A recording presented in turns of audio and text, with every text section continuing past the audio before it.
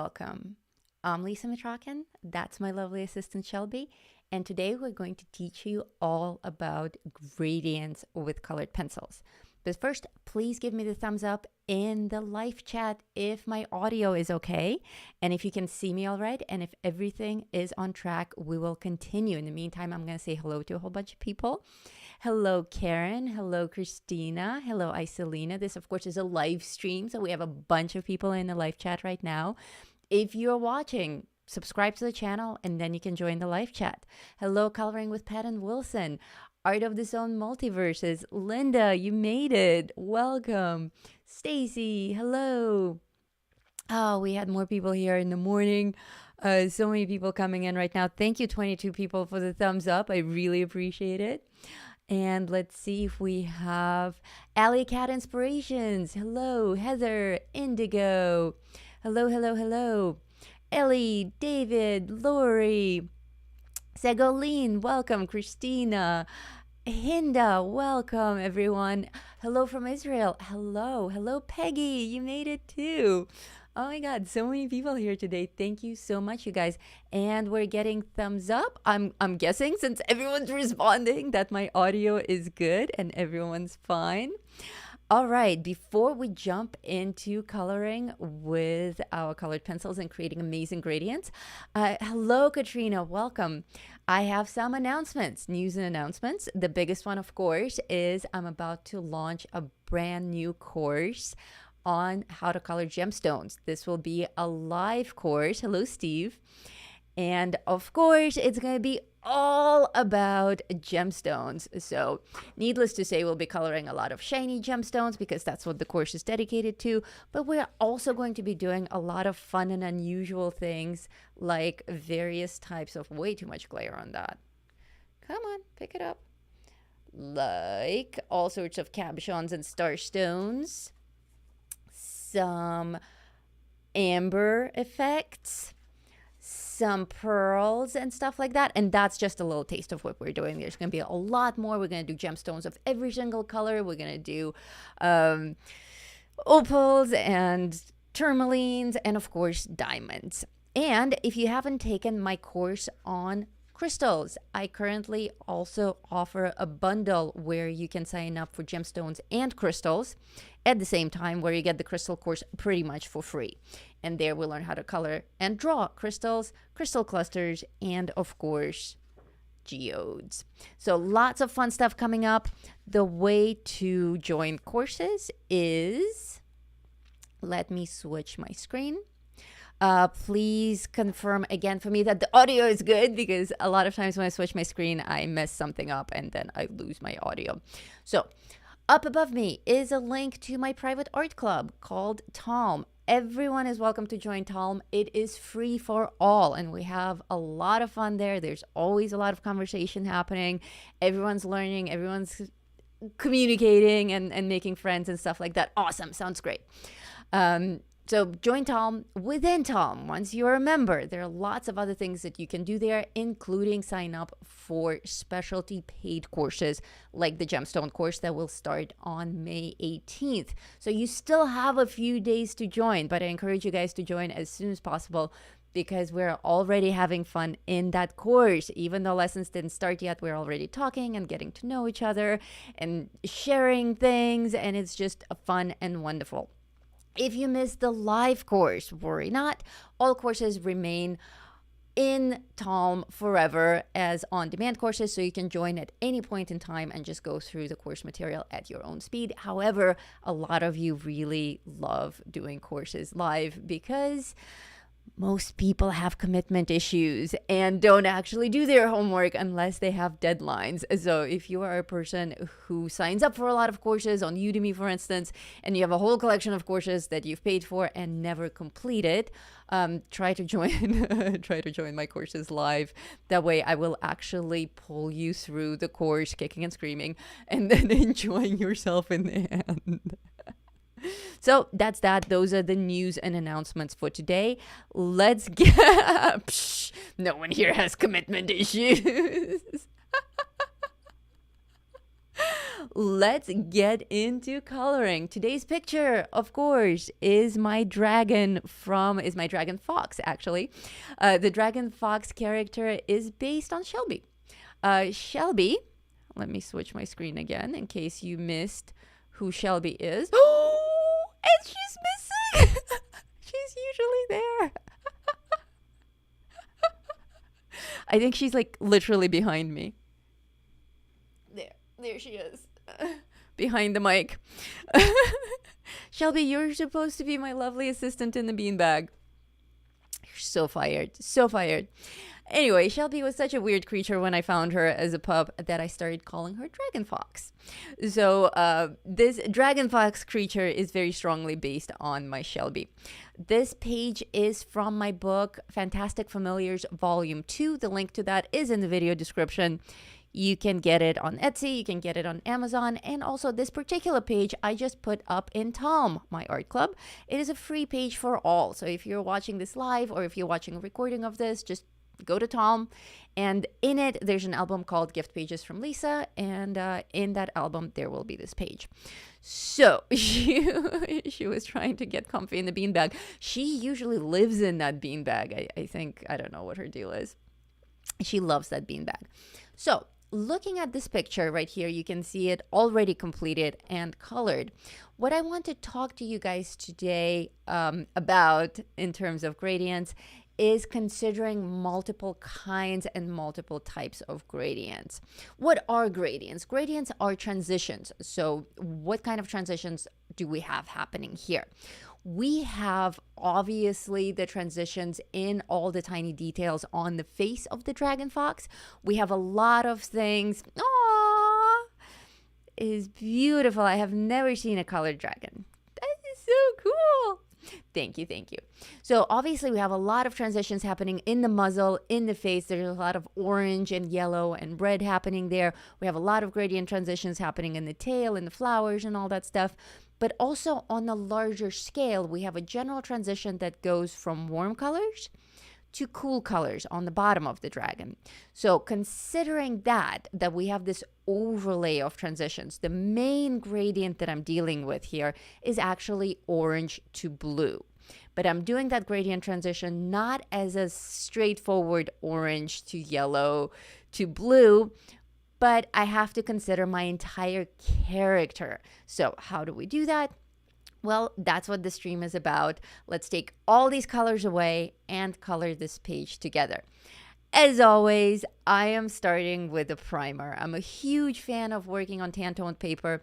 In this case, I am working on specifically tan. Gray would also work, of course. Pink would also work. Any kind of toned paper would work for this particular dragon coloring and for this particular gradient. Oh my God, thank you so much, 27 people, for the thumbs up. I really appreciate it. But you do need to, in order to create this particular transition that I'm going to show you today, you do need toned paper. Otherwise, this transition is not going to work as fantastically as what you saw in my finished version. So I am working with white charcoal for my primer. If you don't have white charcoal, or for some weird reason you're not a fan of white charcoal, I don't know why you wouldn't be, because this stuff is amazing. But if for some reason you don't work with this particular media, then it's okay. You can do this with a white pencil. Can you do it on white paper? I know the questions are going to start piling in. Yes, of course. Technically, you can do anything on white paper, but it's not going to be as interesting. Why is that? Thinking back to our completed version again, what did you notice? We have a huge gradient transition happening from orange to blue, but what's happening in the center where the two colors meet? My color theory students, you guys know what would happen if we actually combined orange yellow with blue. We would actually have like a green color happening in the middle, because when you mix yellow and blue, you get green. I didn't want any green on this dragon. I wanted fire and ice. I wanted really bright orange colors and really vivid and cool blue colors on the bottom of the tail. So to avoid that clash of yellow and green that would create of yellow and blue that would create green, I actually inserted a whole segment of white in the middle. People people are talking about white charcoal that we lovingly call crack in this community. So this is what I'm working with. I'm working with the General's brand white charcoal. I prefer the stick form. They also come in pencil form. If you're used to working with pencils, this medium also comes in pencil form. Oh, I recently created a TikTok account. So if you're new to this channel, or if you have no idea that I have a TikTok account, follow this link or just search for me on TikTok and follow me, because I am on a mission to get 1,000 followers so that I can move up in my TikTok career. I have 400 followers right now. I started only a couple of weeks ago and it's going great, but I need more followers in order to move on. So please follow me on TikTok. And I am Lisa Mitrokhin on every single social media platform. Everywhere you need to find me, just find me by my name, like I am on YouTube. So back to our white charcoal. What are we priming and why? I'm going to prime very heavily the top part of the dragon for a very particular reason, because I'm working on tan tone paper, but I want the top of the dragon to be very bright yellow. That yellow will only come across as clean yellow, highly saturated yellow, without any kind of a undercoat distortion if I prime it with white. Obviously, if you're working on white paper, you don't need to do this. The white of your paper is the primer. Since my paper is tanned, I'm adding a lot of this white. And of course, can you color it with just a solid layer of white? Absolutely. If that's the way you color, go for it. I like to make my characters look three-dimensional already from the start. So I'm adding a lot of the three-dimensional feel to my character. And this part, the step with the white charcoal, took me about, I don't know, maybe 20 minutes total. I sped up through part of it here for the sake of moving on to what you're really here for, which is color.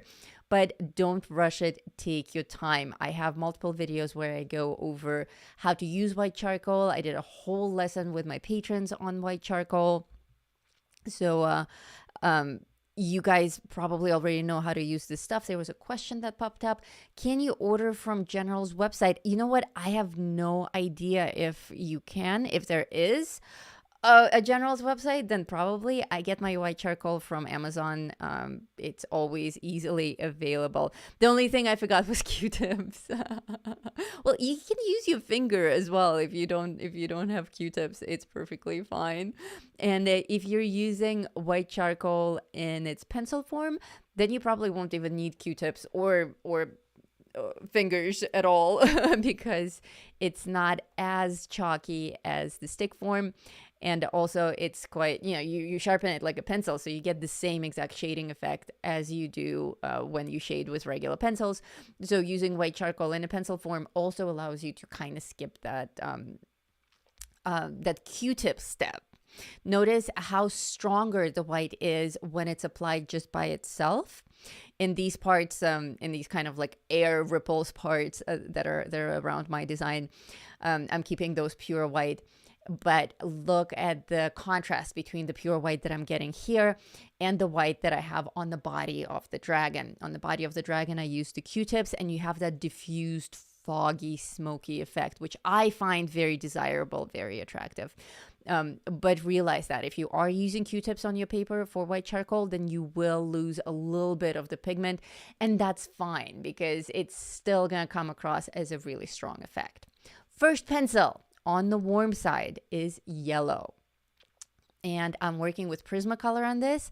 This is called Sunburst Yellow. If you want to follow along with me and use all the same pencils, you can go for it. If you want to compare color charts, we have a lot of people who are really into color charts in the community. Post your colors in Tom, collaborate, talk about what pencils work best, what colors work best. But in a nutshell, I want you guys to be able to create this effect using any kind of pencils, any kind of brands, which is why I'm calling out both the type of color and, of course, the actual pencils that I'm using for those who want to follow along. But it's very simple. Our first color is just yellow. That's what you want. You want like smiley face yellow, egg yolk yellow, sunshine yellow, something very bright, very cheerful, tiny peep kind of a yellow, just as plain and simple of a yellow that you can find. You can't go wrong here. If you want to go more on the lemony side, that's fine. That's just an artistic choice. If you want to go more on the egg yolk side, that's fine too. It's not about right or wrong. The only effect that we're after here is we want the top of the dragon to be in the warm family of colors. So lots of yellow, lots of orange, lots of red, as you saw in the finished piece. And on the cool side, we're going to have the blues. So 1 second, I just totally clicked on something wrong. Oh, apparently I can't. Yes, there you go. This is the link to the book that this page is from. So if you don't have the full book, you can follow this link. If you're in the live chat, you can actually click on the link and it will take you straight there. And of course, the link is also in the video description. That will remain there forever. So yellow, any kind of yellow. We have, speaking of pencils, we have a poll happening in our live chat right now where I asked, let's actually check on the poll. I haven't looked at it in a couple of minutes. Which pencil brand do you like better out of the 4 that I offered you? Obviously, there's so many pencil brands out there. I don't expect you guys to be able to narrow it down just to the 4 that I offered here. But unfortunately, YouTube doesn't allow us to create polls with more than 4 options. So I gave you the top 4 that I like, which are Prismacolor, Black Widow, Faber-Castell, and Derwent. If you didn't vote yet, go to the live chat right now and there's a poll happening. It appears in blue. Just pop in and throw in your answer. So far, we've had 30 people vote already. And in the lead, we have Prismacolor, followed by Black Widow and Faber-Castell, and finally Derwent in the very bottom. Let's see. Somebody said something about incandescence. What about incandescence? Guys, I really don't like Caran d'Ache luminescence. And yeah, I love Prisma and Black Widow more than luminescence. It's too hard for me. Cool. I have not actually tried Caran d'Ache yet, but I am getting mixed reviews on that. It seems like in our community, we have more or less Black Widow, Prismacolor, and Faber-Castell lovers, which is me as well. Those are my 3 top brands. And for this one, I'm working with Prismacolor, but if you're using any one of the other brands that we're discussing, then I guarantee you, like, I picked really simple colors for this particular work of art so that you guys can match them with any brand whatsoever. Black Widow has a ton of yellows that are in this family. Faber-Castells have a ton of yellows that are in this family. This kind of a yellow is very, very easy to find. Very pure, very strong kind of a yellow. But notice what I'm doing. I'm not just, and that's me. That's the way that I color. I like to give my characters as much texture, as much of that 3-dimensional feel as possible. So even though I am creating this gradient transition from the tip of the nose going down to the belly, that's going to be bright yellow and it will trail off into white. Even though that's my main gradient transition, I'm also creating tiny gradients within the gradient. Egg yolk yellow, that's right. So I'm creating all these little gradient transitions from yellow to white so that you get that 3-dimensional feel on the body of the dragon. And look how vivid the yellow already looks because we primed it. That's the importance of priming, so that you get that pure saturation of colors. Why didn't I prime all the way to the tip of the tail? I happen to know the blue pencils that I'll be working with, and the tip of the tail is going to be quite dark, so it just wasn't necessary. You can, if you really want to. I just didn't have to in this particular case. You can prime the entire dragon. But the most important part about the priming is that we need to prime the center of the body, so the whole midsection where we will have the transition from yellow to blue, because we want to avoid that green effect where yellow and blue would normally meet. So I chose to actually trail off the yellow to white and then have white as my transition area between the warm and the cool part of the dragon. What else can you do with that white section? You can color it with something else, like pink, for instance. But I really like that look of orange to yellow to white to pale blue to bright blue to dark blue. To me, that's a very attractive look. And that's why I chose to work on toned paper, so that the white of the belly stands out against the background. Again, it's absolutely possible to do this on white paper, But if you are doing it on white paper, I would highly recommend that you actually color the background so that you don't have that white dragon belly on a white background that's just going to look unfinished. You don't want that unfinished look. Did someone just walk in? Someone is here. Heather's here. Hello, Heather. Welcome. And thank you, people, for those thumbs up. They keep coming in. You know, thumbs up is what keeps the internet running. So thank you so much for making that happen. And my hoodie keeps falling off of me. This chair is really uncomfortable. You know, one of these days I should really invest in a new chair. Ugh. Sorry about that. I'm trying to readjust myself.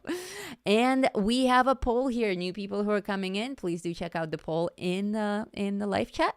And if you have any questions at all about anything that's happening on the screen, anything that I talked about, or anything at all that's happening in Talm or in the coloring world whatsoever, please don't hesitate. These live streams are for you. These live chats are for you. Just pop right in and ask me whatever you want me to cover, because this is your space. If you want to grab my attention because we have so many things happening in the live chat, please actually address me in the live chat. If you say at Lisa Mitrokhin and then your question, then my name will pop up in orange letters in the live chat, and I'll be able to quickly see that I have a question coming in, and then I won't ignore you. If I am ignoring you, it's not on purpose. It's because your question rolled off the screen. Just ask it again, please. Hey, Alexandra, welcome. Alexandra says, I just found your channel and realized you were live. Oh my God, welcome. Where are you in the world? It's great to have another subscriber. Welcome to the show. Yeah, you caught us on a live show. Let's see. Stacy says, I love luminance. They're a bit harder. But if you prime, then the blender stick that comes with them is a couple of layers of Prismacolor white, then they go down real nice. That's really good to know. And I like that you're really into priming stuff now. You totally got that from watching this show. Welcome. Glad you found us. The claw. What are we talking? Oh, the claw of the dragon. The claw. So notice what already happened with our first layer of color. So Alexandra, you just joined us. We're working on a gradient transition from the tip of the nose of the dragon down to the center and all the way to the tip of the tail. This is just our first color. This is yellow on our white primer, and we already have a very nice smooth gradient transition going from the tip of the nose to the center of the belly with just one color that's yellow. And I use my Qtip to smooth it out just a little bit. I use my Qtip with the colored pencils as well. On to our second pencil on the warm side, and that's orange. So remember, we're building up multiple gradients. Our big gradient is just going from warm to cool, but within warm, we have its own gradient. I want the tip of the nose to be bright red, then go through orange into yellow. So the way that I'm building up this particular gradient is I'm going from lighter to darker colors. So first was white, then was yellow, now we're adding orange. And layers, you guys. Don't skip the layering steps. Notice that even though in the final version, the tip of the nose is going to be orange and red, I still colored everything all the way to the tip of the nose with my yellow because I want all of those underlying colors. That yellow is going to make my orange even stronger. That orange is going to make my red even stronger. Hey, Alexandra is from Australia, super late, but was already addicted. Hey, everyone. Oh my God, thank you so much for joining us from Australia. I have a few fans in Australia, and I know it's always really hard for you guys to join me live. Thank you so much for being here. Thank you for the super chats, you guys. If you are new here or if you're not new here, if you want to help me support me and support this channel and support what I do, if you want to just say thank you for all the free information that I teach you guys, or if you just feel like giving me a tip or a gift, please hit that little $ icon that is a super chat.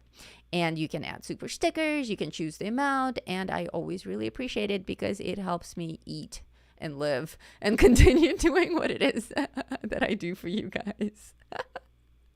Guys, for me, this isn't a hobby. This is my full-time profession. So even though you guys get a lot of free content, it is not free for me to run the show.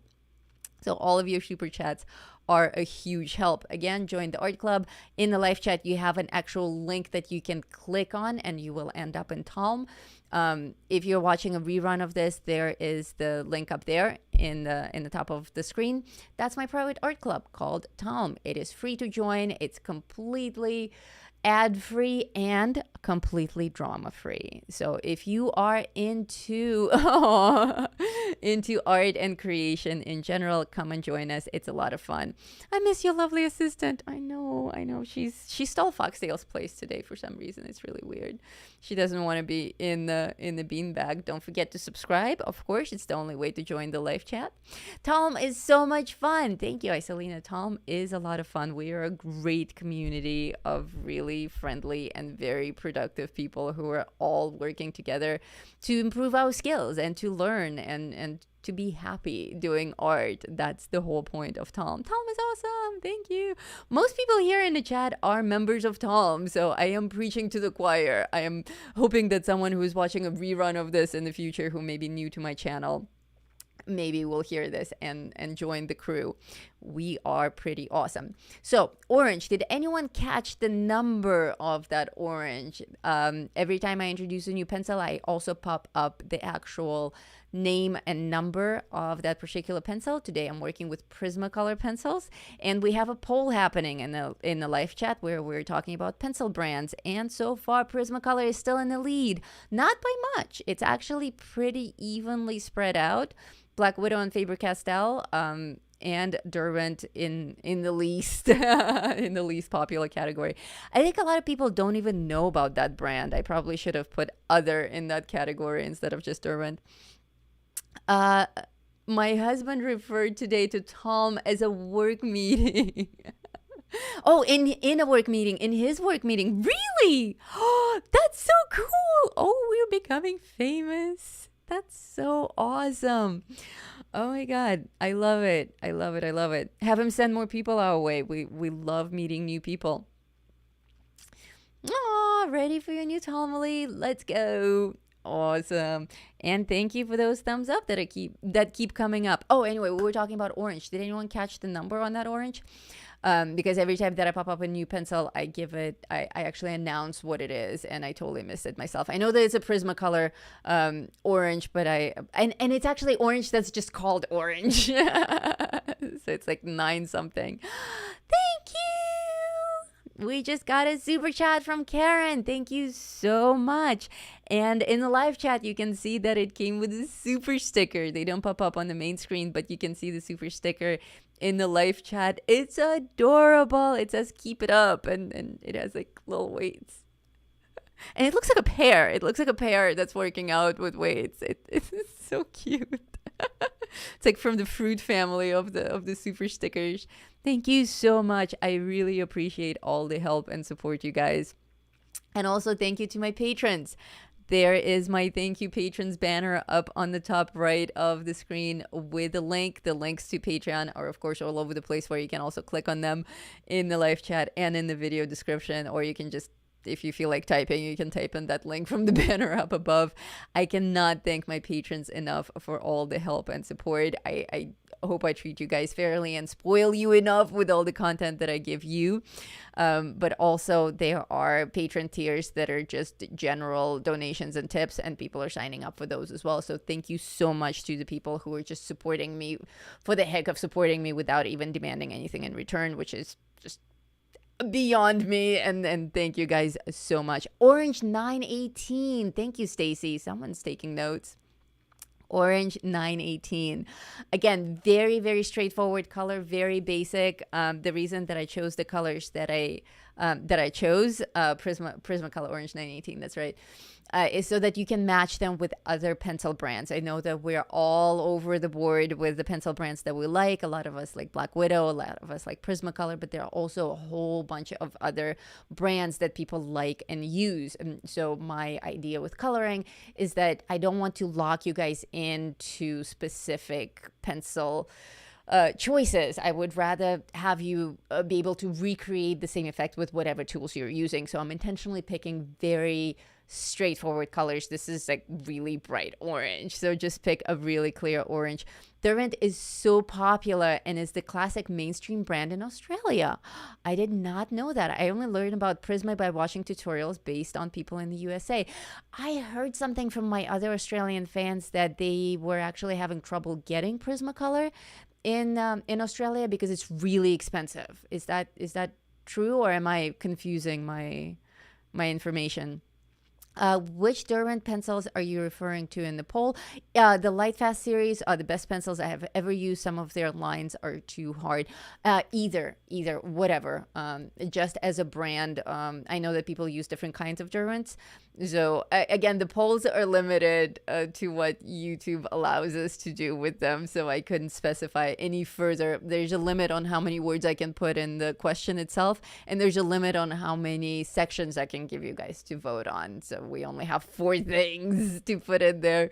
So I put in my 4 top choices of brands to see which ones of those you will like. And the reason that I put my top choices is because those are obviously the pencils that I teach with most of the time. So you guys will see me using all of the above in my shows, but actually in that order: Prismacolor, Black Widow, Faber-Castell. I don't do as much work with Faber-Castell for YouTube, but I do actually work with Faber-Castell quite a lot for myself.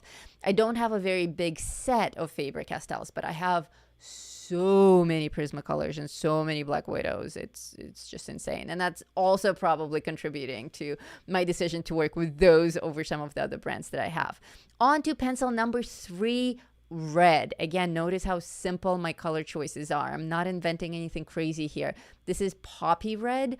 How did I choose poppy red over any other? I have the 150 Prismacolor set. So there are a ton of reds in there. There's lipstick red, there's poppy red, there are all sorts of burgundies and whatnot. Pick the red that appeals to you, that makes you happy. I didn't want to go full burgundy because sometimes burgundy over orange may be a little bit harsh. So don't go as high up as actual burgundy, but it can be a dark red. It doesn't have to be a light red. I prefer like a classic, what I call tattoo red, like an old school tattoo, hearts or roses or something like that. Like the curtain behind me, that kind of a red is what we're going for. So I picked a color that just looked close to that pure kind of a red, and now I'm applying it over my orange. Remember, the key to gradient transitions is layers. If you try to make these transitions without layering the colors, it won't work as smoothly. And of course, our main transition that's coming up is going to be between warm colors and cool colors. I see we have more new people rolling in. Welcome. Please say hello in the live chat, introduce yourselves, join the poll, and ask me anything that you want me to answer. I am here for you guys. Very few shops have open stock Prismacolor here in Australia. In fact, we have very few actual art stores. Most are online. That is very interesting. Is that a result of the pandemic, or has it always been that way? I have not heard that. I knew that it was difficult to get Prismacolor in Australia, but I didn't realize that you guys don't have a lot of walk-in art stores. We recently moved to Las Vegas from South America. We lived in Chile for the past 8 years. And a year ago, actually almost to the day, a year ago, we moved here to Las Vegas. And it's a huge life change for me as an artist, because all of a sudden I'm surrounded by all these art stores and craft stores, and it's just extraordinary. In Chile, it was the same thing. They weren't actually any walk-in art stores. They were like paper stores, but they were really crappy. You couldn't get proper art supplies there. So I was suffering quite a bit living in Chile as an artist. But now it's just, I'm like a kid in the candy shop. I can get anything I want. Oh, yes. Also, the Castle art and the ones USA-based would say are more budget. I'm saying that we get a great deal on Black Widows and Prismas. Okay. Well, Black Widow, of course. Albert Jones, the creator of Black Widow, is from Australia, is actually based in Australia. So even though the pencil factory is in China, the producer himself is in Australia, so it's an Australian made brand. Black Widow is huge in Australia. Polychromos are my favorites, and I want the whole set. It's gone down a bit in price lately, and the pigment is amazing. That's awesome. I need to get more polychromos as well, because I really like the strong colors. In fact, for this particular dragon coloring, I would recommend polychromos as number 2 after Prismacolors, even above Black Widows. I love Black Widows, but I feel like both Prismacolors and polychromos have stronger oranges and stronger blues than the Black Widow sets. As much as I love my Black Widows, I prefer my Black Widows more for skin tones. So like my entire skin tone mastery course I teach with Black Widows.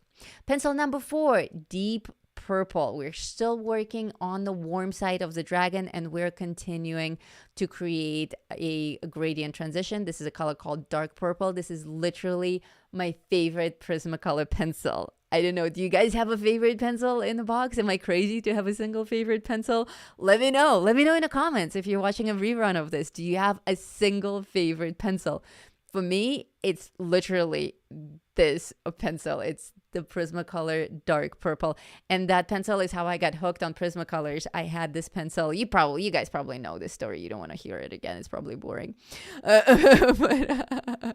this pencil got me started on Prismacolors to begin with. Yeah, I still have only 70 polychromos. I want all of them. I want all of them too. If anyone feels like sending me a full polychromo set, my mailing address is in the video description. Actually, I get most of my art supplies from you guys. And if you want me to test drive anything that I haven't done a show on yet, please do send it to my mailing address as well, to my P.O. box. The only things that I already have are Black Widows, Prismacolors, polychromos, but not the entire set. I am on the market for the entire set, so anyone who feels like sending me that, I will not turn it down. I have Zenacolor, I have Castle Art, and I have General's brand colored pencils. And that's it. Everything else you're free to send to me for a test drive. Isn't it funny how some particular colors just make your heart sing? They do, don't they? And it's like, it's not that. And I do love purple. I love purple, and I color with purple a lot. In fact, my students know how much I love purple and orange together. So I do use purple quite a bit in my coloring, but it's not my favorite color. It's just something that I always fall back to for my shadows and highlights and stuff like that. But this particular purple, like, I'm not crazy about other purples and other sets. It's very specifically this purple. There's just something so magical about it. My favorite color is blue, like a navy blue or an ultramarine blue, closer to an ultramarine blue. But I actually use this purple even more often in my coloring. I think Castle Arts is the only brand that has a color similar to the Prismacolor dark purple. Oh, that's cool. Another super sticker. Thank you, Stacy. Thank you. Oh, it's a cute one. If you are in the live chat, you can see the super sticker with a little fox going, "Good job." I'm going to have to reenact all of these super stickers. So that's it. If you want me to act like a little cartoon character, super sticker it up. A little fox going, "Good job." Thank you. It's adorable. It is called 28 Aubergine. Oh, okay. I will check it out. I don't think I have that one. I have like somebody talked about, I only have 70 of them. I think I only have the 24 or 26 pencil set. For Faber-Castells. I know it's shameful. I definitely need to get it. Isn't he? He is super cute. I love all the little fox super chats. They're so adorable. Thank you guys so much. So what are we doing with this purple? Notice what the purple did. So we started with white, we added yellow, then we added orange, then we added red. And every single color that I'm adding a little bit less of it. So I had a whole big primed area with yellow, a little bit less of an area that I added orange to, even less red, and even less now with this purple. And it has to be a really vibrant purple. Don't go for anything that's like a dusty purple or a great lavender, nothing like that. You want deep purple. And now that we have purple, we can move on to our fifth pencil, which is black. My black is actually not a Prismacolor black. Why is that? Because the Prismacolor black is the single best black pencil on earth. So needless to say, I ran out of it. So I'm going to need to buy some open stock Prismacolor black pencils. And it's insane that I haven't already, because I buy open stock Black Widow white pencils. I have a whole bouquet of them. And then someone sent me a 12 pack of Prismacolor white pencils. Thank you kindly, by the way. So I constantly have just these cups on my desk with Black Widow white pencils. Oh, sorry, Prismacolor white pencils, which I really love for the final highlights. I will bring it onto this coloring later today. But I don't know why. It just never occurred to me that I can do the same with Prismacolor black. I love the Prismacolor black, but I run out of it so quickly. I didn't even find a little tiny one, so I'm working with a Black Widow black, and that's good enough. Blended color is optional. I actually released a video this morning on what a blender pencil is. And there are multiple things that you need to consider when we talk about blenders. First, they're blender tools, and those are things that don't actually carry color. For blender tools, we have the little paper stumpy thingies that look like pencils, but they're actually made out of tightly rolled paper. You probably all know those, and a lot of you probably have them in your studios. You just never use them.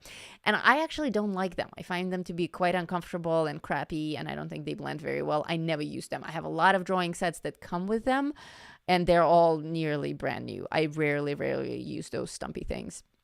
Then you have pencil erasers, which if you pick erasers of different quality, of different hardness, you can actually use those erasers as blenders. And that I do, especially on portraits.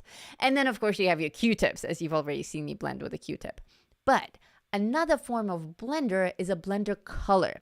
So what I did here is I took a lighter cream color, and I used that I'm using right now on the screen. I'm using that lighter cream color to go over all of the gradient transitions that I've already created, to smooth it out. You may not be able to see the full effect of it on camera, but in real life, it's life-changing. Bringing in that color over all the work that you've already done, especially if you're building up your gradients from lighter to darker, as I just did. We added yellow over white, orange over yellow, red over orange, purple over red, black over purple. The darker colors may appear a little bit scratchy over the lighter colors, no matter how good you are at coloring. For me as well, my darker colors appear a little bit scratchy. So once the whole gradient is built up, I highly recommend that you pick a blender pencil, which can be any pencil at all. They're not actually called blender pencils. It's just what I call them. So it can be anything at all. For me, this cream made the most sense. And usually it's a light colored pencil, a pastel colored pencil. So 20% French gray is an excellent blender. A light yellow is an excellent blender. Here, everything is very highly saturated, very pure saturated. So I'm going for yellow, of course. So my very first yellow that I used would have actually worked here perfectly as a blender pencil. But I thought the cream would be just a little bit more sophisticated. Oh no, I forgot. You forgot what? What did you forget? Let me know. Oh my God. Thank you, 38 people, for the thumbs up. I really appreciate it. And of course, thank you everyone who's leaving me super chats and super stickers in the live chat. It's really, really cool. So if you try, when you try your blender pencils, notice what it's doing to the actual texture of your coloring, to the actual texture of the transitions of the colors. It's making it so much creamier, so much smoother. And if you're working with Prismacolors, you can also add little lighter highlights with this blender pencil. Notice that all the texture that I just added to the muzzle and to the eyebrows with this lighter pencil with Prismacolor, which is why I love Prismacolor so much, you can actually go over the darker areas with your lighter pencils and add those little highlights. It's kind of amazing. With Black Widow, you can't do that. You have to actually build up those layers one layer at a time, and you can only add darker to lighter. You can't actually lighten anything. So for that reason, I kind of tend to lean towards Prismacolor these days more than to Black Widow, unless I'm doing skin tones. For skin tones, I'm still hooked on Black Widow. For everything else, I'm really, really into Prismacolor these days. So somebody forgot something. Oh, that the live was on. You just came here. Oh, well, welcome. I'm glad you found us. Guys, I hear way too often, I forgot about the stream. I didn't know what time the stream was. Set your reminders, guys. Set your reminders. I don't know, like I announce these streams a week in advance, or at least several days in advance. I have reminders available in Talm when I set them up. You can set a YouTube reminder, which I know isn't always reliable, but there's this great thing called a sticky note. You can write the time and the date on it and stick it on your wall, and there's your reminder. So there's really no reason for missing live shows, if that's the only reason that you're missing them. Like, I'm trying to do everything I can, of course, to help you guys set your reminders, but I know that sometimes they don't work, or you forget, or you put them in the wrong calendar or whatever. But like I said, you can always just stick a sticky note on your wall. Yeah, I will watch it again. I picked hubby from work and then went shopping. Okay, well, at least you were having a good time. So we're almost done with the first half of this dragon. We did this transition from a warm, again, we're dealing with two types of gradients here. Our main gradient transition here is going from a very brightly colored, warm colored tip of the nose, transitioning into this pale white and slightly yellowish belly. And then from white, we will transition into cool blues. But within the whole front head muzzle area of our dragon fox, we also have a lot of gradients happening there as well that are helping shape the dragon face. So a lot of the gradients that are happening here are things that are telling us, where the wrinkles are and where the fur is and where the mouth is. And notice that I didn't introduce any new colors there at all. I stuck to my color palette. So I had white, yellow, orange, red, purple, and black, and that's it. I didn't bring in pink for the tongue or anything like that. I just stuck to my color palette. And now I'm going to bring in an optional color, which is neon yellow. That was a last minute decision. The particular yellow that I'm working with is yellow chartreuse. If Sam joins us, she's going to go crazy for this. Sam is our other Australian fan. And she is a huge admirer of the color chartreuse, both green and yellow. Chartreuse comes in two types, green and yellow. This is yellow chartreuse, or any kind of a bright lemon yellow would work here. Of course, chartreuse and straight up neon yellow. There's also a beautiful neon yellow color in the Prismacolor set. So why am I doing this? I just want to make it brighter. That's the only reason. It's neither right nor wrong. It's a personal choice. I kept telling you in the beginning that I wanted this kind of a fire and ice effect. So that the top of the dragon makes us think of fire and the bottom of the dragon makes us think of ice or winter or something like that. So I really want this to jump out at the viewer. I want it to be as vibrant and fiery as possible. So I looked at it, I assessed it, and it seemed like it could be just a little bit brighter. And adding this yellow just to the little areas that could use some more yellow was a good decision, I think. But again, it's a personal choice. Now on to the cool side of the dragon. We need a very pale blue. This is called cloud blue in the Prismacolor set, and it's so pale that you can barely tell the difference between it and my white primer on camera. You can see the pencil itself in my hand. It looks like pale blue. There's no question about it. But as I'm applying it to paper, it kind of looks white. And I think a lot of it is just the reflective quality of pencils on paper against the camera lens. So I think in real life, I could see the blue a little bit more than how you can see it right now in the recording. But it's good that it came out this way, because I really want to drive this point across that you want a blue that's as pale as possible. We don't want to jump into baby blue yet. We want it to be ice blue, as icy as possible. And the reason being is that I want as much blue in that white area of the transition, so we don't leave so much white that it looks like our dragon is uncolored. But that we don't have the clash between blue and yellow. So with this blue, it's so delicate, it's so transparent, it's practically white. We're not going to run the risk of creating a green effect, even if we go on to the pale yellow part a little bit. But if it was a baby blue, then yeah, if we couldn't go on to the yellow part at all, it would create green, and we don't want green here. At least I don't want green here. You guys can create a color transition where the gradient goes from orange to yellow to green to blue. Go for it. There's nothing wrong with that. Again, it's your artistic decision. I know a lot of people here like green. Not me. I hate green, so I'm doing everything I can to avoid it, which is why it's this white transition in the middle. And adding this very pale blue, I think, looks kind of amazing. And the other reason that I didn't add, remember in the beginning when we were priming everything and I didn't prime the tip of the tail, I only primed the top of the head and most of the body, because I was going to build up all those blues, and I had some questions like, wouldn't it clash with the background? Well, now my pale blue is so pale, I can essentially use it as a primer. I don't really need to do a whole white charcoal primer to add this pale blue, because it's kind of doing the job itself. So it's quite amazing. This kind of a pencil is extraordinary. It doesn't work with yellow, but it does work with blue in the Prismacolor set. So if you're gonna prime, definitely prime for yellow. You don't have to prime for blue. You could if you wanted to, but there's no need. As pale as the blue is, I can barely make it out, right? So now we have our sky blue is our second color on the cool side, and this is called blue slate. So yeah, exactly. That's the kind of pale blue that I want you guys to pick for your first color on the cool side. I want it to be as pale as possible. How can you handle that if your pencil set doesn't have a super pale blue? Pick the lightest blue that you do have in your pencil set and just apply it very, very lightly, or prime the whole thing with white and then apply your blue very, very lightly, and then you will get your ice blue, of course.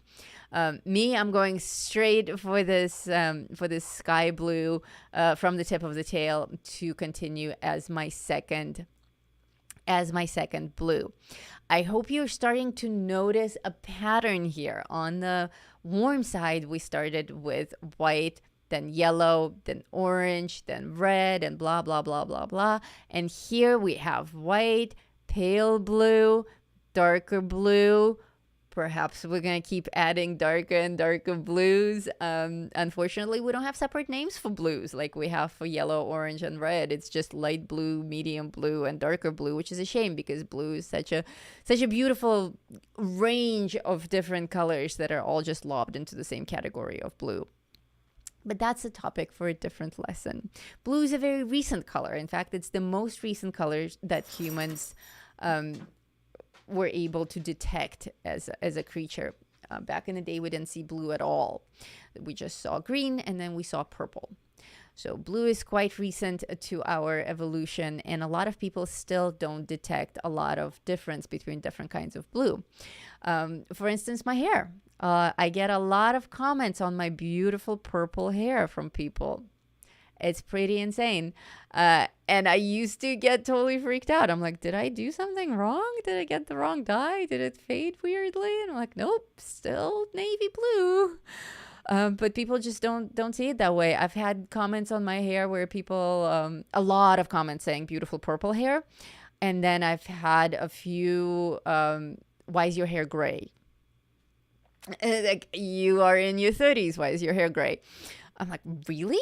Did it fade that badly that it looks gray? And I never let it fade that badly. I usually always touch it up. I'm pretty good at keeping my hair blue. But it's because people genuinely just don't see the color blue. Another one, or not to the same extent as we're actually capable of seeing it. So even this blue that I'm applying right now, there's going to be a lot of debate about what kind of blue it is. Nobody argues about yellow and orange, but everyone's constantly arguing about things like middle blue versus turquoise, or turquoise versus green. Is turquoise green or blue? Which technically it's both. It's green blue. Mom couldn't remember. Your mom used to call you lady with the blue hair. That's right. I remember that. I was the lady with the blue hair. It was almost completely gray before I was 30. Oh, wow. That's cool. I think gray hair is beautiful. I'm probably never going to know when my hair turns gray because I haven't actually had my natural color in like decades. And now as soon as my roots grow out, I just paint over them again. So I probably won't even notice. when my hair turns gray. But I think gray hair is gorgeous, and certainly going to be easier to color different colors once it turns gray or white, because my natural color is actually brown, and it is quite difficult for me to keep up a blue.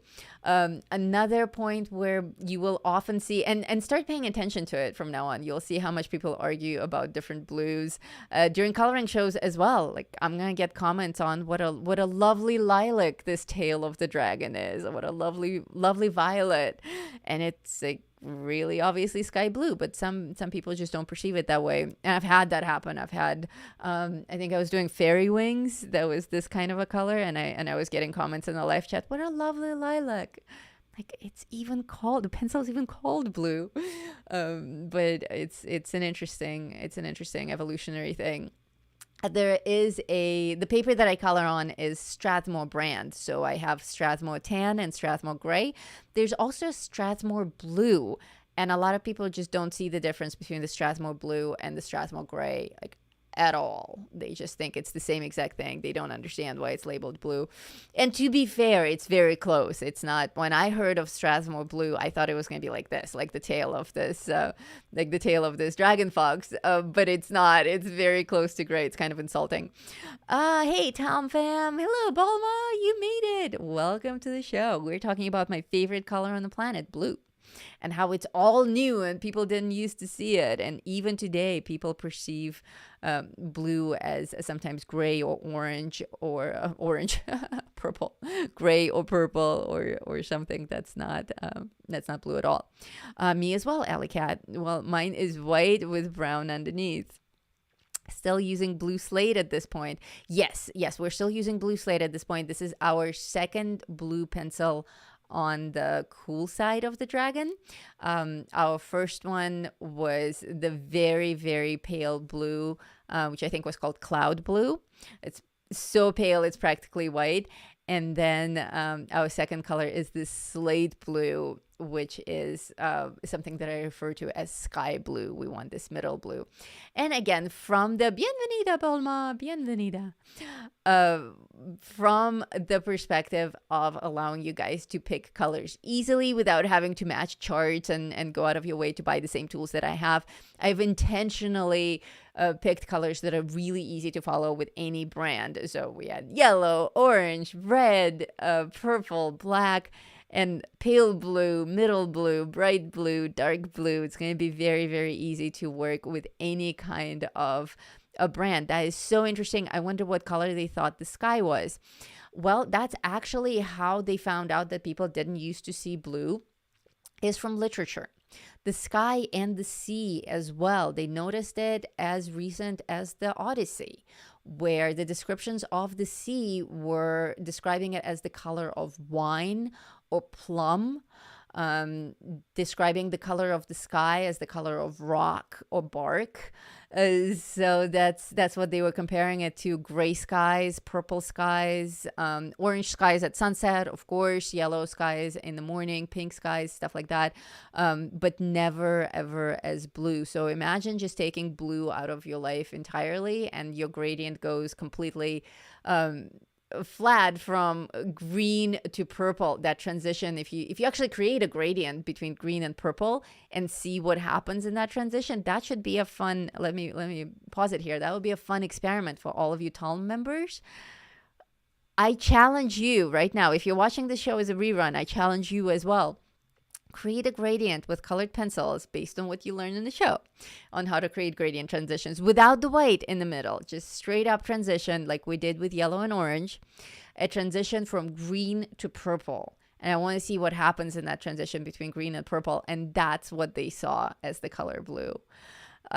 Various degrees of it. My color theory students know about how colors go between colors, but also how they go from shades to tones and tints. So obviously they could see light, not blue, and dark, not blue.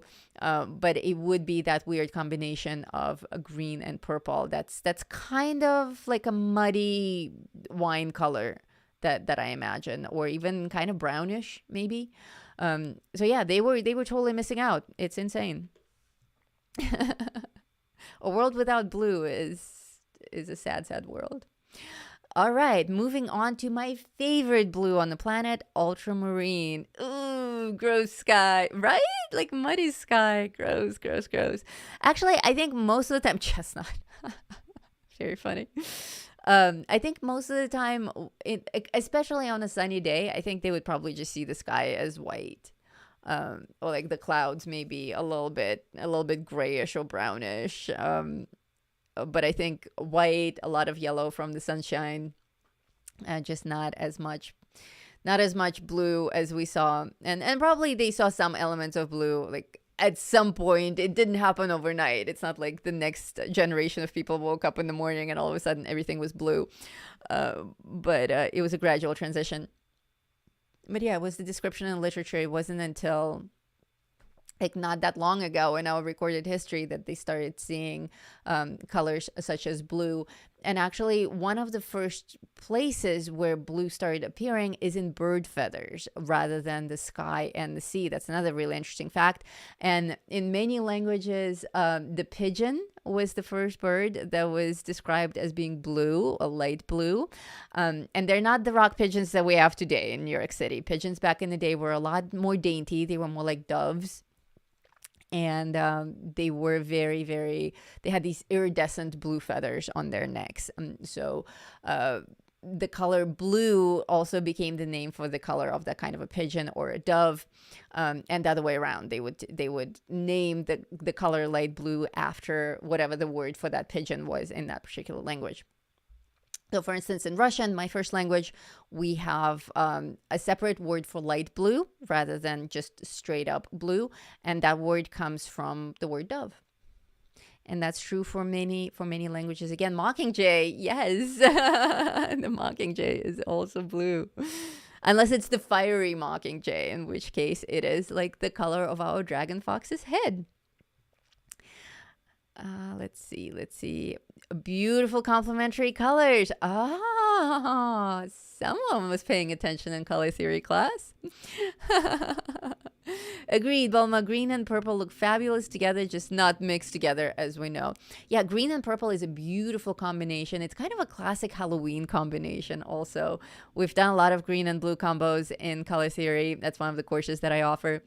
And Cindy, in fact, if Cindy is with us, is a huge, huge fan of green and purple together and is the mistress of that color combination. She creates the most beautiful colorings. If you are a member of my art club, Tom, you will see, as soon as you see bright green with some purple, you know it's Cindy. Her colorings are very, very specific to her style. Green and purple, right? Okay, that somehow got duped. I'm not really sure why. Don't forget to follow me on TikTok. All of you who are joining now, I am Lisa Mitrokhin everywhere, and I'm on a mission to bump up my TikTok channel, which I just started. And anyone who has started a new social media knows how hard it is to grind for that first few months to get anywhere so that your videos are actually shown to people. So I'm in that grind stage right now, and I'm getting really good feedback from everyone and getting a lot of views and likes on my videos, but I do need more subscribers, so don't forget to follow me on TikTok.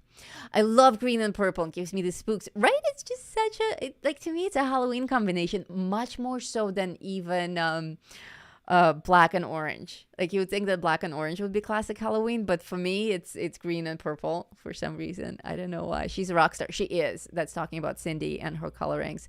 She is amazing. And I love when you guys develop your own styles and your own coloring trends that are specific to you. Like mine is purple and orange, and Cindy is purple and green. I like use violet and green and chartreuse a lot. That's a beautiful combo. That's really, really cool. I was watching TV and saw one-wheelers. Oh my God, that's so cool. Okay, those of you who don't know, a one-wheel is like a motorized skateboard. So you ride it like a skateboard, but it has a single wheel in the center instead of 4 wheels on all 4 corners. And you keep balance by going forward, and the motor starts going, and then it's kind of like a hoverboard in Back to the Future. It's very much like that, except it doesn't actually hover over the ground. It rolls on a wheel, but it is mechanized. And I used to ride a one wheel. I loved it, but in December of last year, my motor just went out. in the middle of a ride and I came crashing down and broke my wrist, and I was in a cast for several months. So one wheels are kind of a hot topic in the community ever since. And no, I haven't gotten back to one wheeling. I got a bike since then. As soon as I started going to PT, they told me I shouldn't one wheel for a while, because if I do fall again, I'm gonna mess up my wrist beyond repair. So I just shouldn't risk it for a while.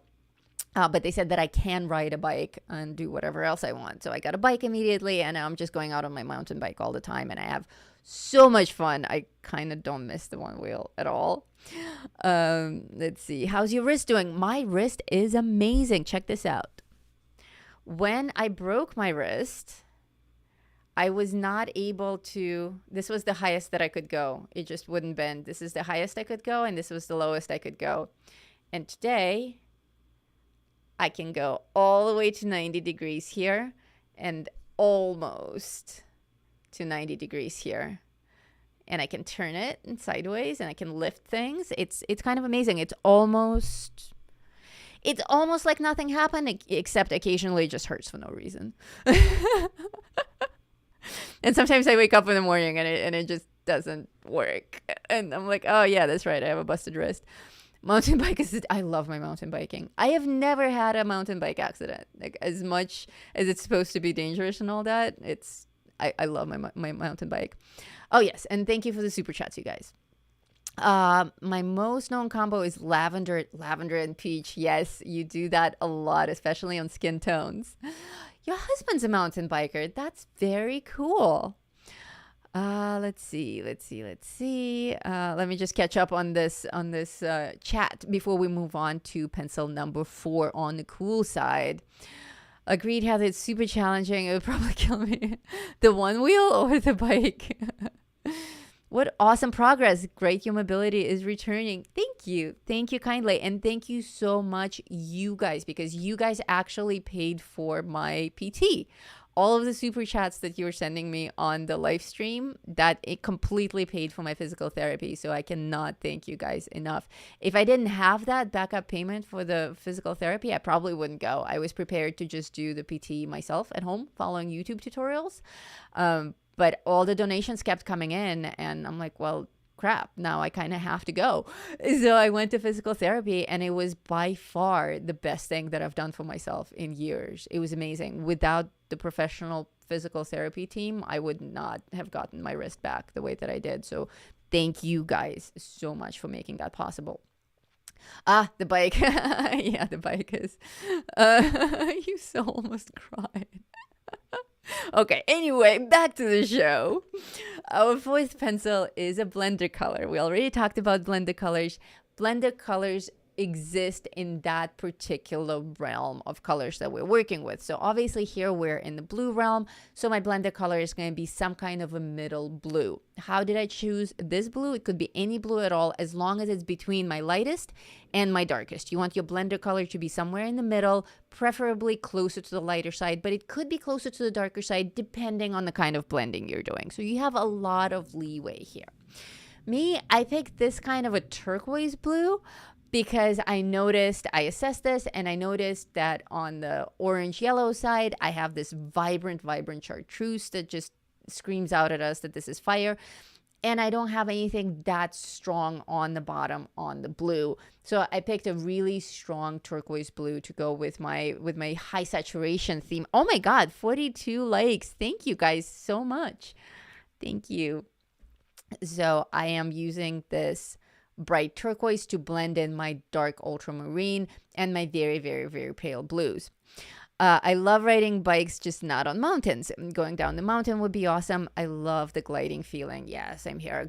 Flying downhill on your bike is the best feeling ever. I love it. In fact, like around here in Las Vegas, we have, around the area where I live, everything is more or less flat. I can drive out to the foothills and go on trails. I haven't done that yet, but I ride around here, and I find some areas that are kind of up and down.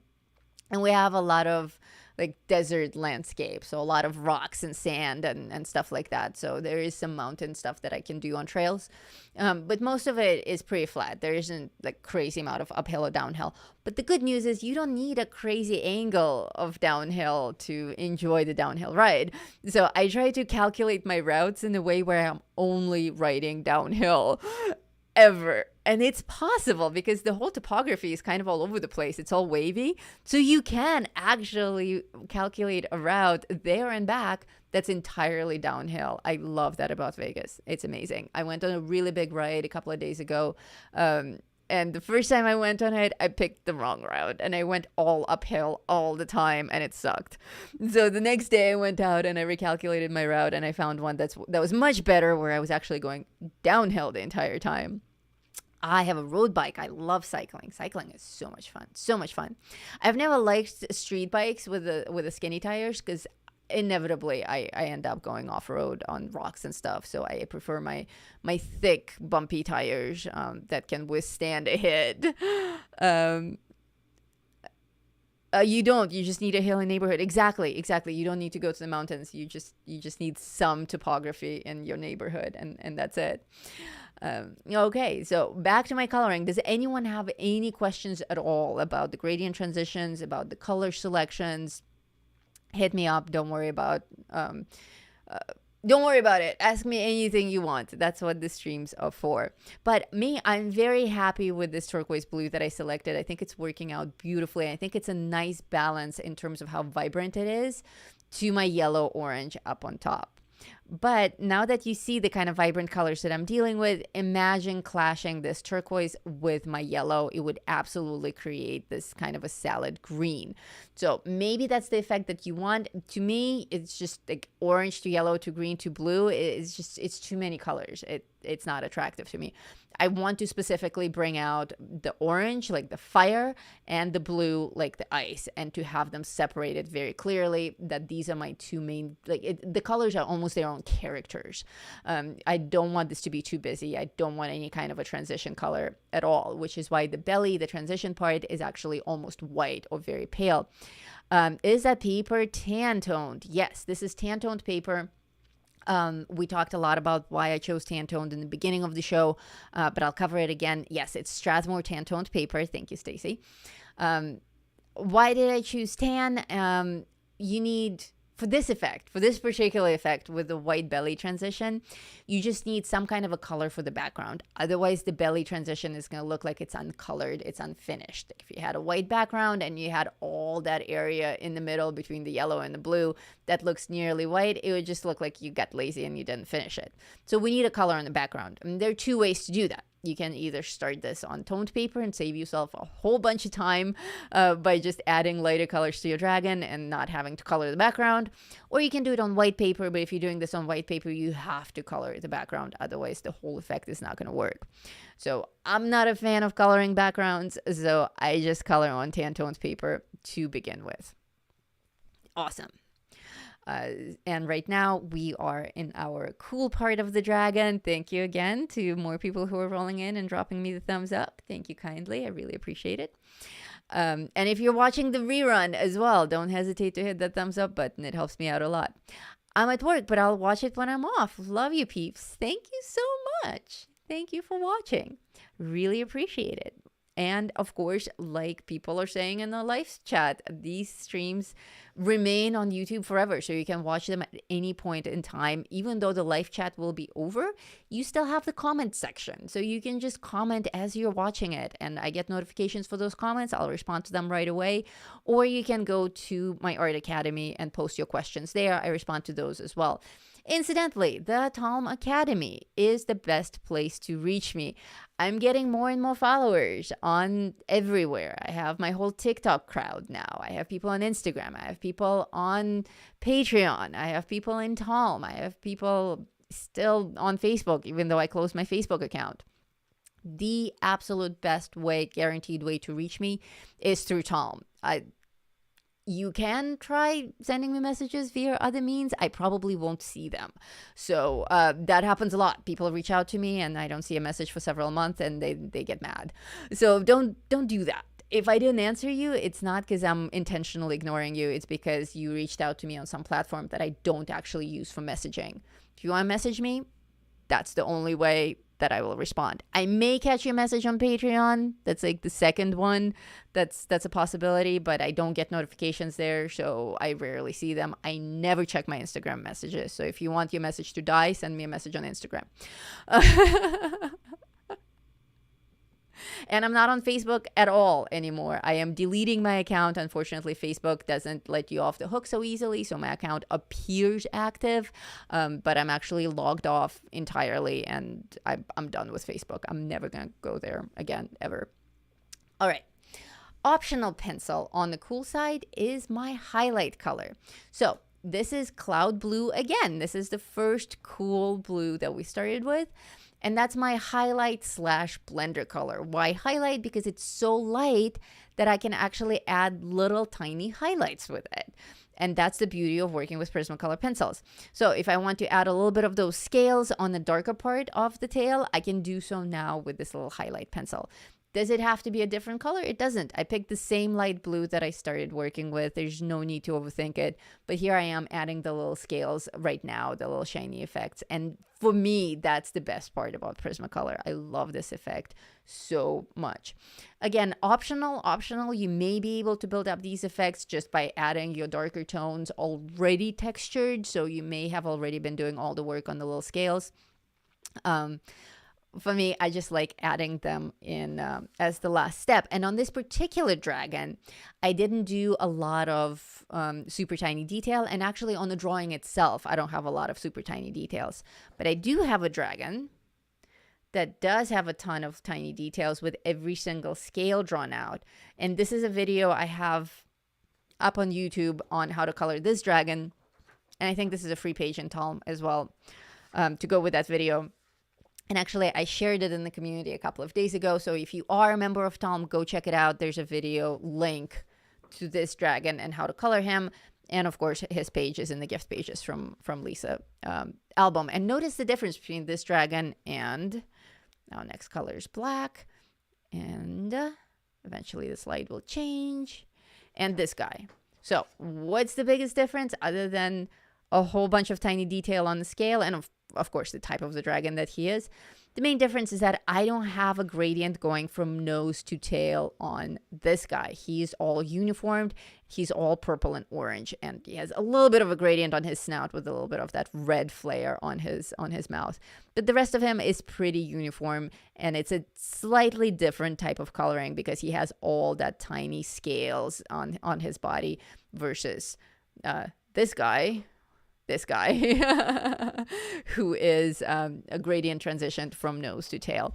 So another interesting way to color dragons, if you want to try out the purple guy, find that video. I'll put it in the comments as well, in the video comments after the show, so that those of you who are watching a rerun of this can just click on the link and go there. That one's yummy. Thank you. Cool. Hello, Tara. Welcome.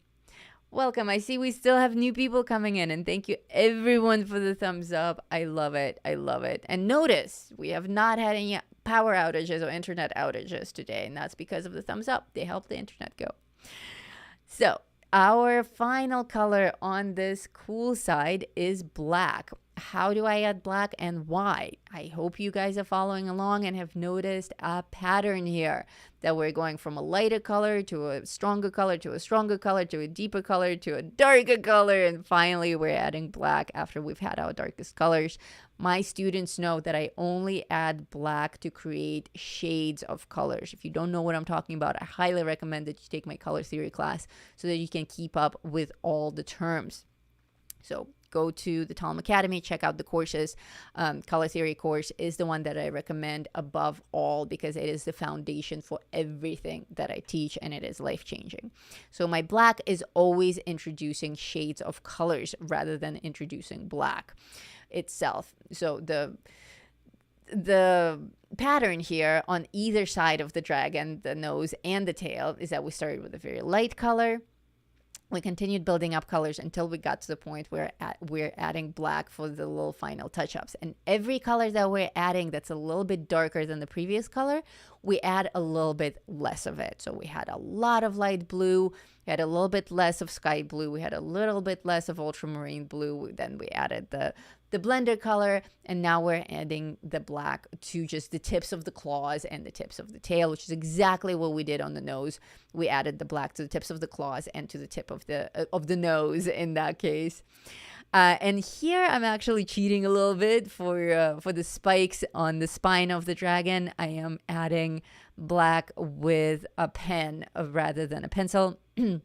Excuse me, I'm starting to lose my voice. How far into the show are we? We did an hour and 20 minutes. Oh, usually my voice breaks at an hour and 40 minutes. It's been too long since I streamed. Well, I need to get my voice back in order before I start teaching that gemstones course that's coming up in May.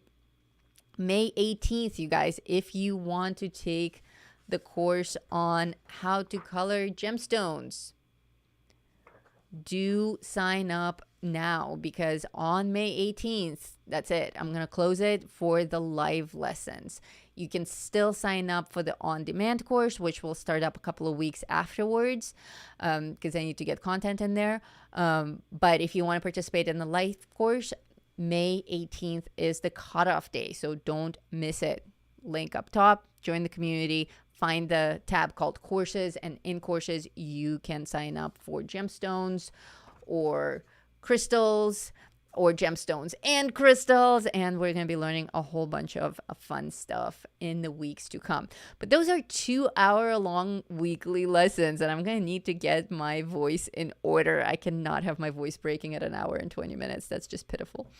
So, but apparently I haven't done a live stream in a while, so my voice is breaking. So I started adding a little bit of the black effects with my marker pen, or this is actually like an ink writing pen, but I use this kind of a black ink a lot for my own personal drawing, or like the stuff that I do for Inktober. I like to draw with black ink quite a bit. So I added it to the spines on the back, and I'm actually going to do a little bit of outlining here because so much of the outlines got erased with my white primer and my very pale blue that I'm actually going to outline the dragon again. Usually, I teach you guys to cover up the outlines or try to hide the outlines for a more realistic look, but there's nothing realistic about this drawing. I am not going for realism here at all. In fact, I'm going for a more of a tattoo look here. This is definitely an illustration.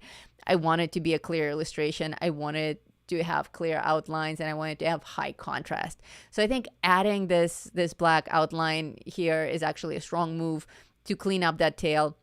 Also, there's a lot less detail on the tail than there is on the muzzle. We spend a lot more time working out that face than we are working out the tail. The tail is kind of boring in comparison to the snout. So making that stark black outline makes it a little bit more interesting. Hey, hello, hi. It's been a while since I caught you live. Hope all is well. Well, welcome, EMS Coloring Creations. Welcome to the show. Better late than never. I hope you watch the rerun of this show after it's over because there's a lot of really good stuff in here.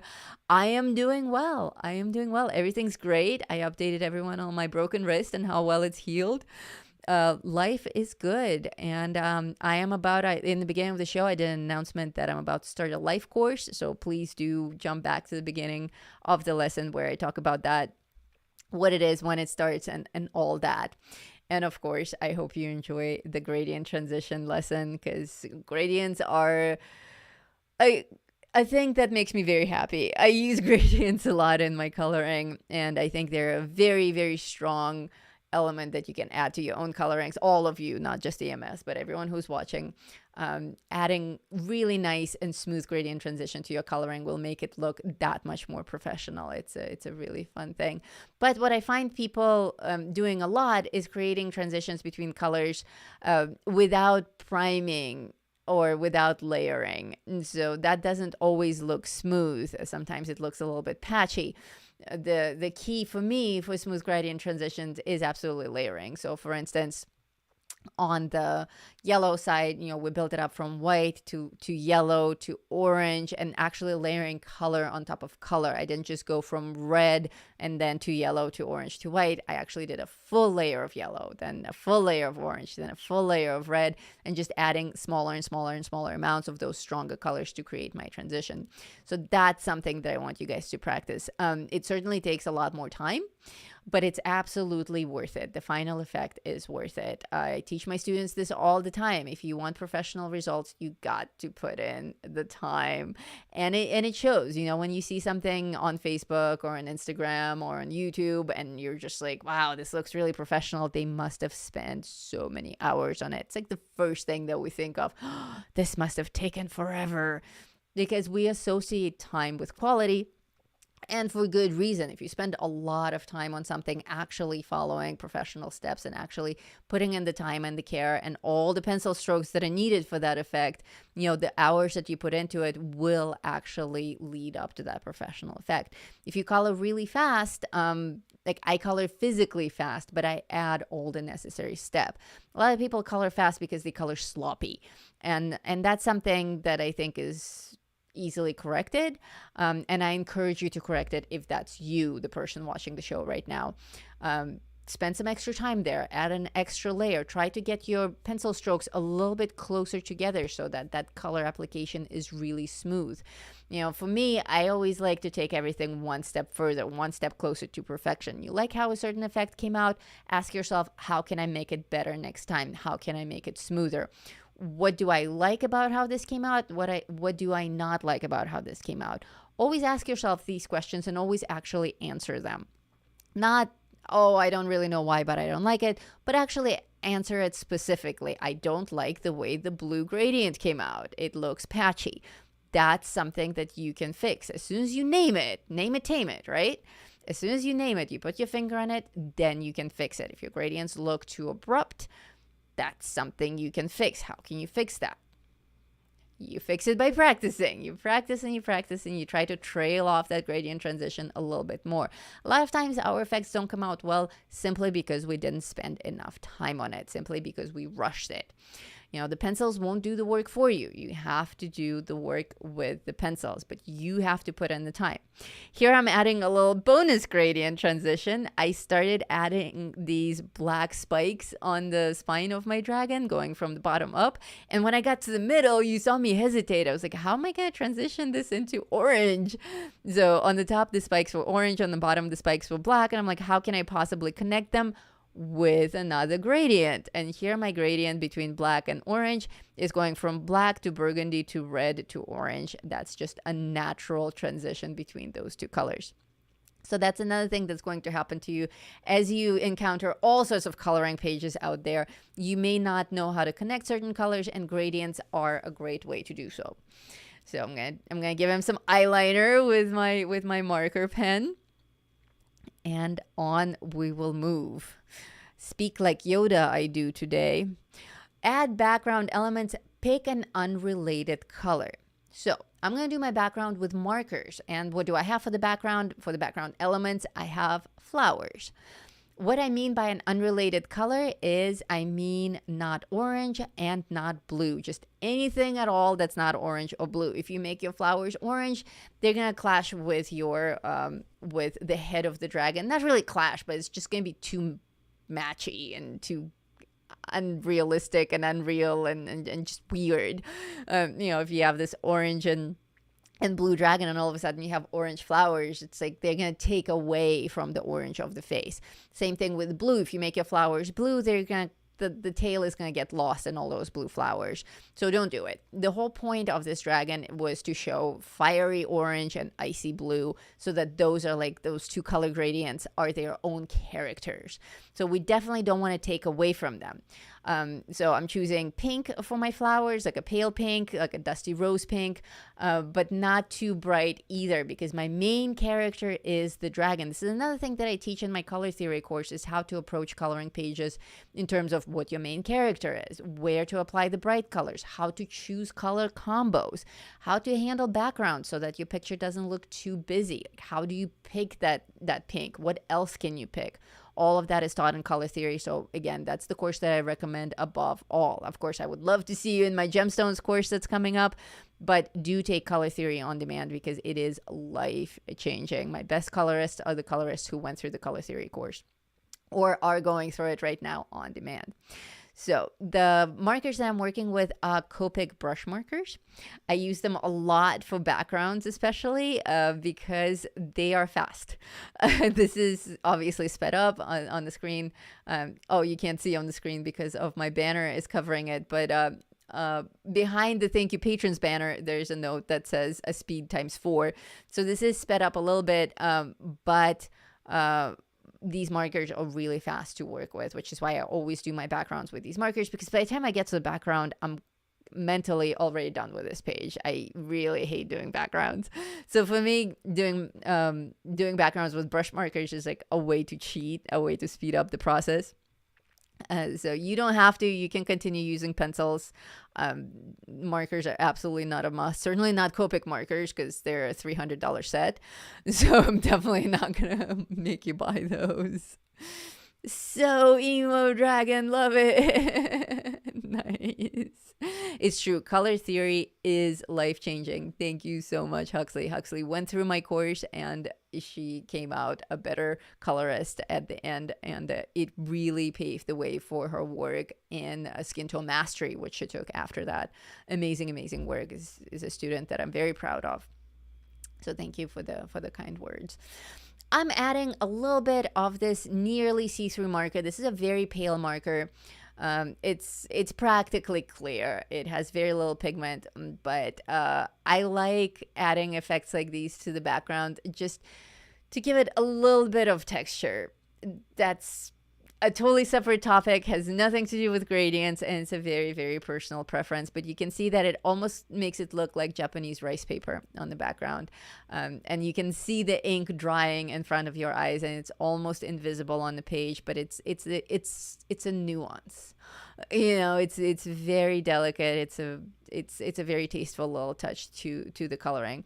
So that's another fun thing that you can do with backgrounds. And for my final touch, I'm going to add a little bit of white to these flowers just so that they stand out from the background. I did not prime these flowers. I know that some people will ask, why didn't I prime the flowers with white charcoal? That's one way of doing it. And that was my first thinking, is to prime the flowers with white charcoal before I made them pink. But I didn't want them to, again, take away from the dragon. Because the dragon is my main character, I definitely wanted to make sure that the flowers are more pale, more like dusty pink, and don't really stand out with that pure white color. So I'm adding a little bit of highlights to the tips of the petals with just my white Prismacolor color, and that's it. Not a lot there. I don't want them to be pure white. I don't want them to stand out too much, but I do want them to be three-dimensional. So just tiny white highlights on those flowers to make them 3D, to make them stand out a little bit more, just a touch more. So that's something you can always do. And that's why I love Prismacolor white so much. That's why I have an entire bouquet of Prismacolor white pencils on my desk, soon to be joined by a bouquet of Prismacolor black pencils, because apparently I don't have Prismacolor black anymore. I was devastated. I was looking everywhere. I dug up my treasure chest of colored pencils, and I dug through it. I poured everything out onto the floor, and I dug and I dug and I dug, and there's not a single black Prismacolor pencil. They all got really tiny, and then they died. All right, well, our show is going to come to an end shortly, as soon as I'm done with these flowers. And so if you are in the live chat and you have not voted in the poll, please check it out now and place your vote. It appears in blue in the live chat. We have 50 votes already. Thank you so much, 50 people, for watching and playing in the live chat. And the choices are, unfortunately, it's a very limited poll, but YouTube doesn't allow us very complicated polls. So I was asking which of the following 4 brands you prefer: Prismacolor, Black Widow, Faber-Castell, or Derwent. And we have 36% voted for Prismacolor, 26% voted for Black Widow, 28% for Faber-Castell. Actually, Faber-Castell just passed Black Widow for the first time. Black Widow was number 2, now dropped down to number 3. That's very interesting. And of course, our last but not least is Derwent. but it's a very specific brand that a lot of people aren't familiar with.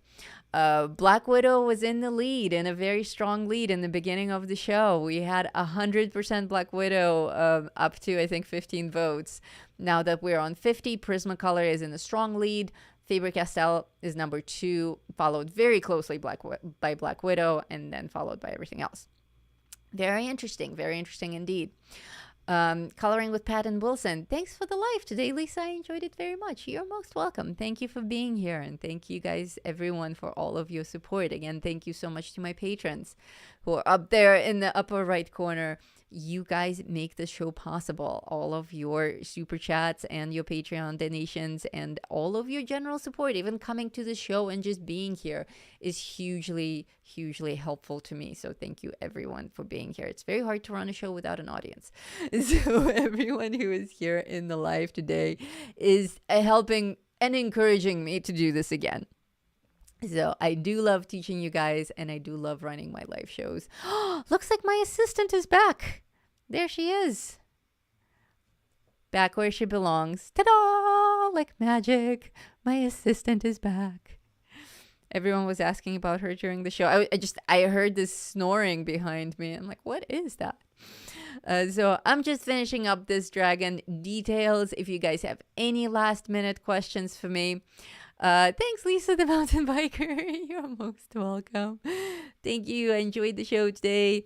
So we probably have like a minute left on this coloring of the dragon. I thought you meant tech. Well, tech support, my lovely husband, who used to be my lovely assistant on the show. In the other house, we used to run our shows from the same studio, so he would often join me on the show and he would help me tech. But now we're actually on different floors. Now that we live in Vegas, we have a 2-story house, and I'm on the ground floor and he's on the second floor. So I think he's running his own show right now. So he hasn't been my lovely assistant in about a year now. But judging from the comments in the audience, some of you have been with me for a really long time. My new lovely assistant is Shelby, who is always with me in the beanbag and helps me run the show by snoring very loudly and looking adorable behind my back while I teach. Sometimes her paws are just all up in the air. So looks like we don't have any final questions. Everyone's just saying thank you for the show. You know where to find me if you do have questions about anything at all. If you can't find the page or something, or if you want a link to another show or any questions whatsoever. If you don't know how to join a course and need my help, I am pretty much always online, at least during the day. I respond very quickly. I respond immediately if I'm online, or within like 12 hours if I'm asleep. And then I'll just answer the next day. But that's where I am. Tom is my private art club, and that's where I hang out. That's the way to reach me. We'll definitely watch. Thank you so much. And on that note, I am going to say good night and farewell to everyone. Thank you so much for being here. I love you guys. I will see you in the next show.